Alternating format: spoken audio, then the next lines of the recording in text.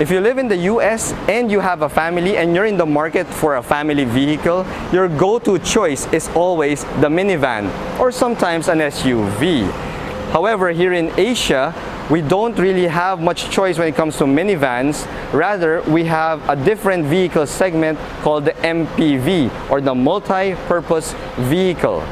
Now, if you're a family man and you have MPVs all around and you want something a little bit more sporty or a little bit leaning towards the SUV side, but you want it to be as affordable as possible, then you go for something like this. This is the 2020 Honda BRV. This is an MPV, or rather a subcompact SUV that can seat 7 and has some sporty aspirations. Today, I'm going to go around the car, I'm going to show you its features and fun facts, then I'll take her out for a drive to see how this family hauler feels on the road. Let's do this!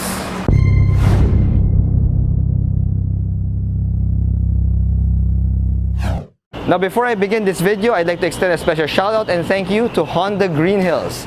I am shooting this video on location at their dealership, and if you are in the vicinity of San Juan or in the neighboring cities and you're in the market for a Honda, please pay Honda Green Hills a visit and check them out.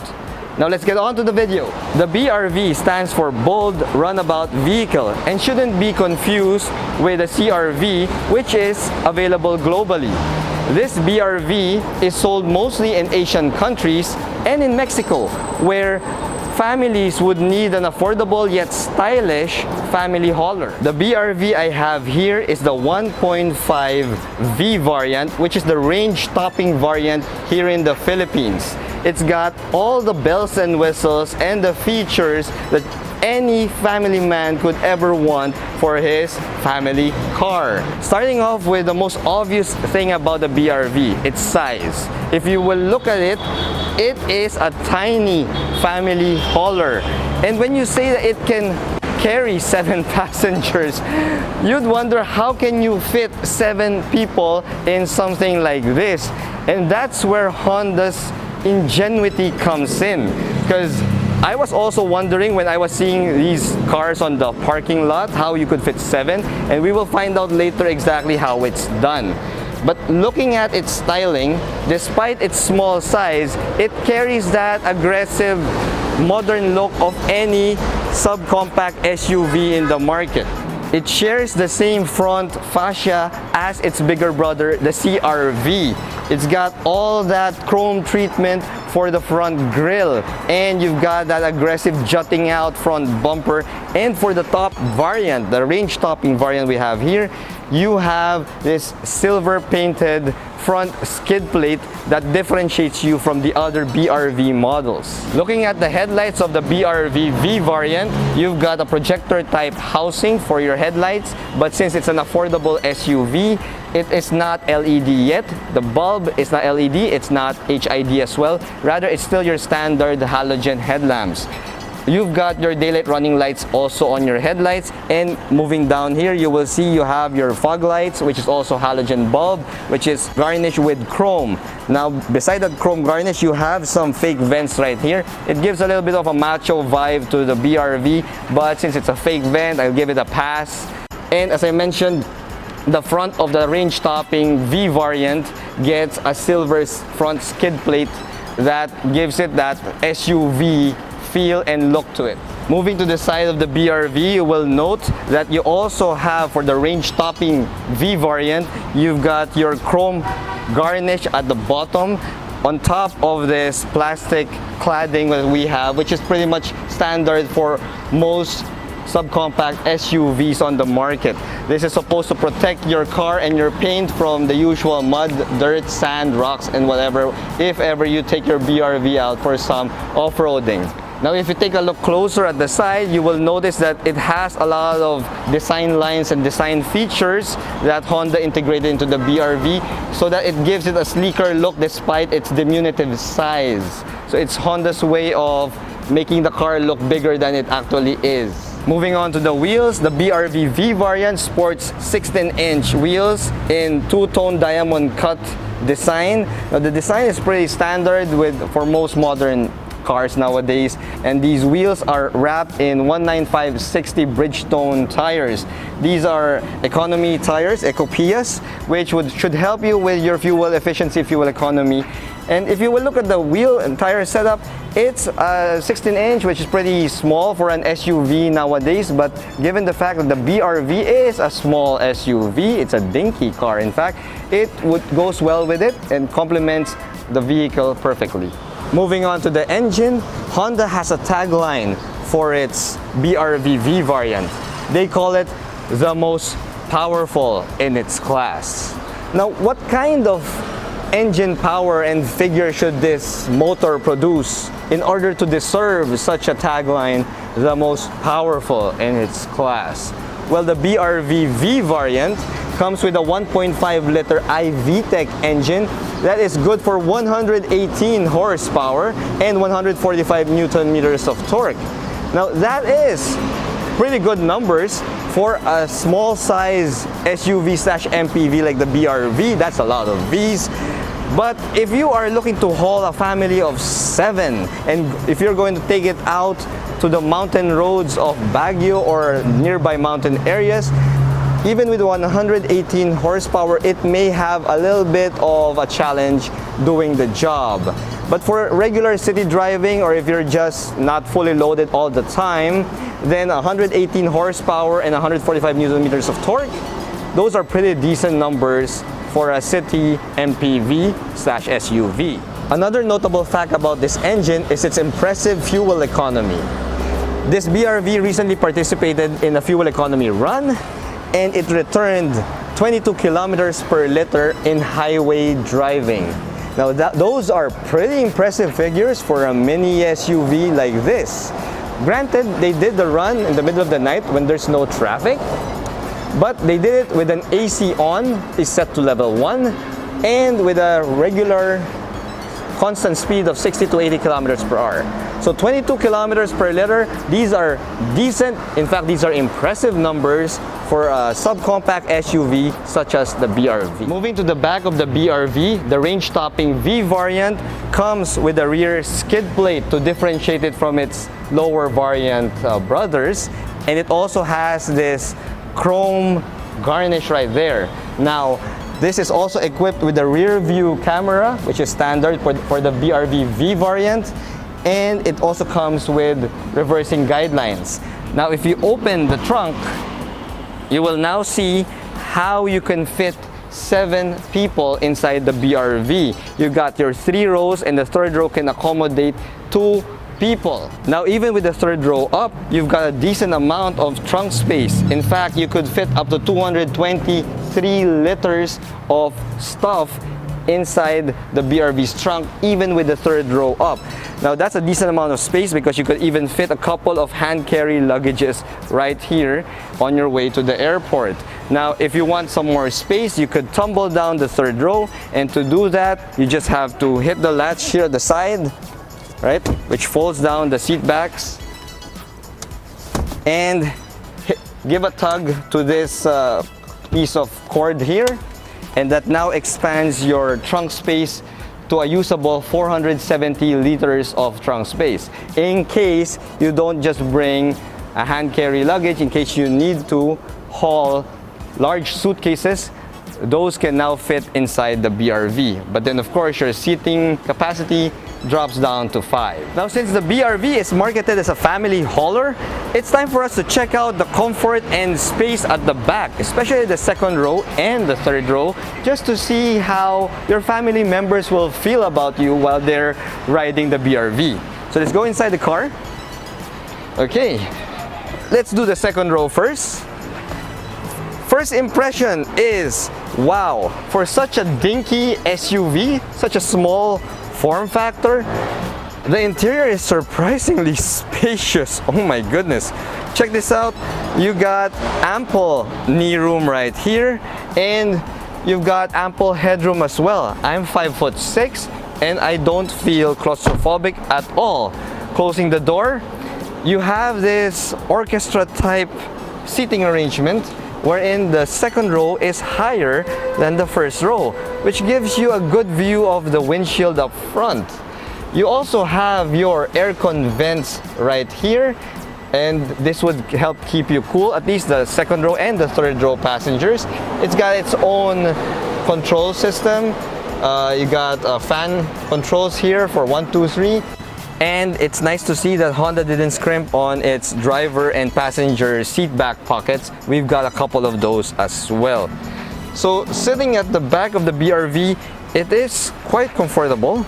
You can also slide your seat forward and back to give more legroom to the passengers at the back. Now it's time to go into the third row, the dreaded third row of any mini SUVs. So we already have the second row seat back folded here. We're going to go inside. All right. So I'm now seated at the third row of the BRV V, and surprisingly, I'm 5'6", and there is enough legroom at the back. You see, the second row is adjusted as if there's somebody sitting there, so it's a full house, it's a packed vehicle.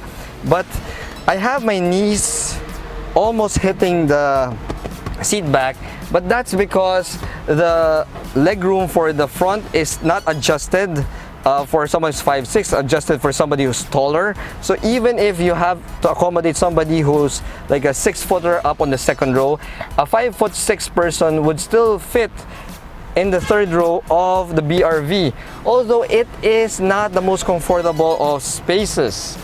I wouldn't want to stay here on a long drive because I might get some leg cramps pretty soon.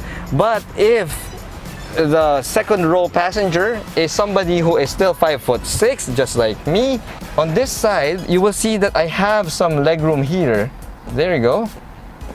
The seat in front of me is adjusted for somebody who's 5'6". So this is actually a bit better, a little bit more comfortable. Although I'm still seated as if I'm still seated with my knees a little bit up, so it's still not as comfortable. So the third row is best reserved for people who are below 5'6", or for tiny humans, also known as kids. Now let's proceed to the driver's seat to see the business side of the BRV. Upon opening the door, you will be greeted by leather seats with a red accent right here, and I must say this is tastefully done. You've got your red stitching right here, that nice red strip right there, a little bit perforated as well. The leather is also of decent quality, and the seats are a little bit on the thin side, so let's see how it supports my body. Let's go inside. Once you're inside the BRV, you are greeted by a standard Honda steering wheel, of course with the logo, and you've got some buttons here that will help control your infotainment system. Speaking of infotainment system, you've got your Kenwood 2-DIN system right here, which comes with Apple CarPlay and Android Auto as well, and you've got an automatic climate control system right here. Moving down to the bottom, you've got a power outlet, 12-volt power outlet right here for charging duties, a couple of cup holders in front of the gear shift, and the gear shifter is a CVT, which is pretty much the same across all the range of Honda in the Philippines. It's got a CVT transmission. You don't have a manual transmission option here. Now we also have your standard handbrake as well. In terms of quality of materials, you've got a brushed insert right here. It's more like a brushed dark aluminum. You've got some hard plastics on the dashboard, which is pretty standard for an affordable SUV such as this. You've got some hard plastics here as well, but you've got a red accent for leather, red accent right here at the armrest. Now as you go inside, the first thing you'll notice also is you don't really have a key fob here, and if you try to turn the car on with this button, you will just turn on your hazard lights because that is not the push start button. So at first I was looking for where the engine start button was, and then I found it here at the other side, at the left hand side of the driver, which is pretty typical for European offerings. So I'm going to start the car now. Once the engine is running, you've got your standard gauges right here. You got your speedometer front and center. You got your tachometer right there. and it redlines at 6,800 RPM. Quite a high revving engine for a 1.5 liter i-vtec. And you've got your other information here to the right side, which shows you everything you need to know, including your fuel. The seats of the BRV, although they're wrapped in leather, are typical Honda seats. And when I say typical Honda seats, I've experienced this ever since from way back in the 90s when I was driving my first car, my Honda Civic. And the seats are very firm. They're supportive, yet they're firm. As in, they're really firm. Firmer than the other brand offerings out there. But I must say again that despite the diminutive exterior qualities and the size of the BRV, the interior speaks a totally different language, because inside it's quite spacious. They were able to maximize everything, all the space inside the BRV, and as you can see, it can fit 7 people in a pinch. But I think it would be more comfortable if you just bring with you 5 people plus yourself. So that makes it 6 passengers. That would be more on the comfort side. But if you really need to do so, you can turn this into a 7-seater with 3 people sitting side by side at the second row. So now that I've shown you everything about the BRV V-Variant, inside, outside, and everything in between, it's now time to take her out for a drive to see how it feels in city driving. Let's do this. Okay, first up, visibility. Since this is an MPV, you've got a nice big windshield in front of you, and visibility is perfect. I would even say it's 10 out of 10.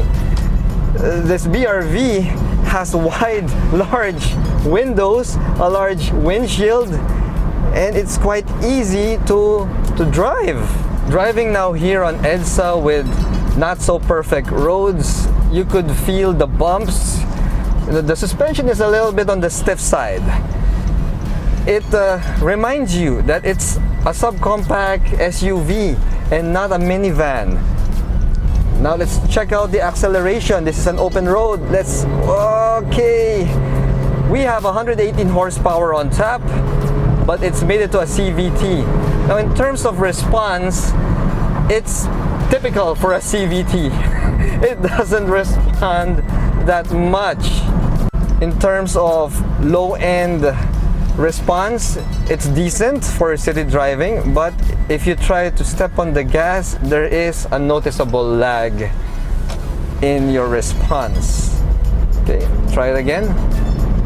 Yeah, you hear the engine whining, but you don't really feel and see the acceleration happening.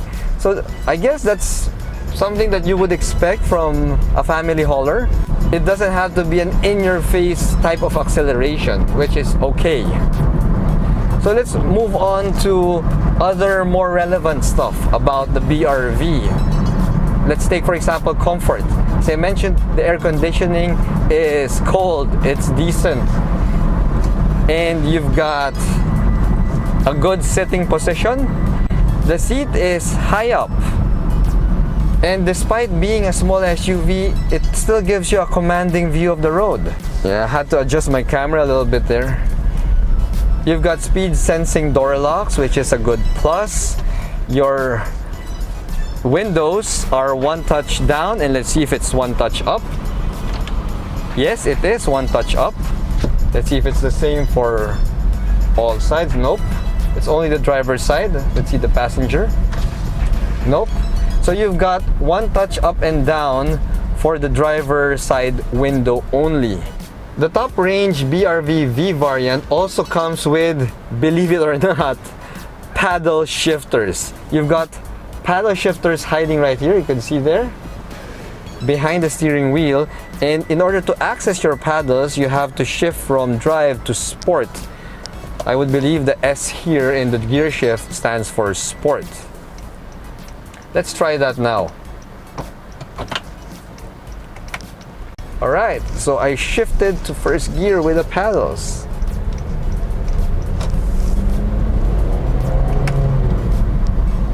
And even if I'm playing with the paddles, the response is still the same. That's the drawback of CVTs.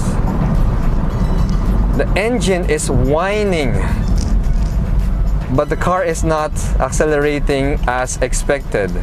Around the city, the small size of the BRV makes it a perfect city vehicle. It's not too wide, and it helps you navigate narrow Manila roads quite well. It's not so long that you'll have a hard time parking this car. In fact, I believe it gives you a no-frills value proposition of a 7-seater.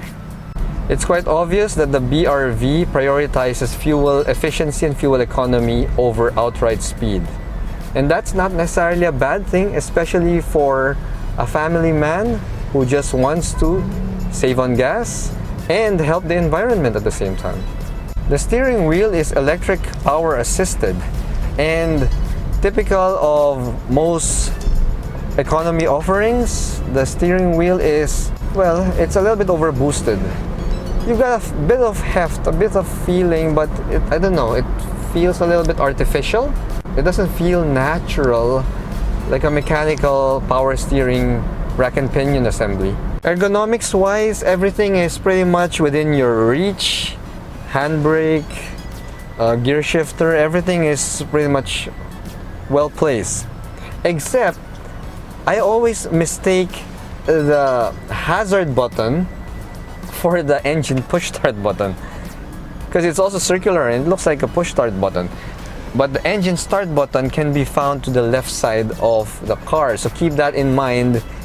If you're getting a BRV, do not try to start your car by pushing the hazard lights on. That would be funny. So there you have it. That is the Honda BRV top-of-the-line V-Variant. It's a great 7-seater for somebody who's just out of college and looking for a car that can haul his friends, or for the family man who's looking for an affordable yet stylish family vehicle that's not so large and easy to maneuver in the city. Now, how much is the V-Variant going to cost you? This particular model goes for 1,155,000 pesos, which you could buy right here at Honda Green Hills. Once again, thank you guys for watching my videos. If you like my videos, please subscribe to my channel. I put out car reviews every week, and there's really a lot more to come. I would really appreciate if you subscribe to my channel. And if you like this video, hit that like button. Comment below as well what you think about the Honda BRV. I'll see you again in the next video, guys. I'm Reagan. Bye-bye.